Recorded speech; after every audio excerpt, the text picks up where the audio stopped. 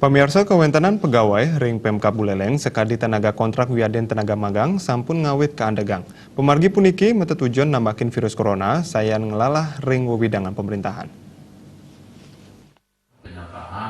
Tiosan bagus sekolah tenaga kontrak miwah tenaga magang ring sajeroning wewidangan Pemkab Buleleng ke andegang antuk sawetara galah. Nanging pungkuran yening kabuatang pegawai kontrak wiaden tenaga magang puniki sida muali mekarya ring kantor. Bupati Buleleng Putu Agus Suradnyanen latarang pegawai kontrak pacang mekarya anet saking pabuat. Tiosan punika eselon 2, 3, miwah 4 kantun mekarya ring kantor. Asa punika taler genah ayahan publik sekadi kantor di Dukcapil miwah perizinan kantun sayage mabuka. Nanging wantah pemargi SOP nyane sane kating capang miwah state ngelingang indik pengelaksanaan pola hidup sehat.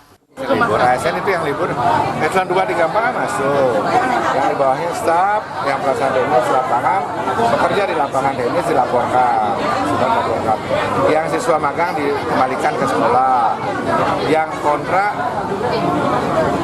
dirumahkan tapi dipekerjakan sesuai dengan kebutuhan. Tadinya kita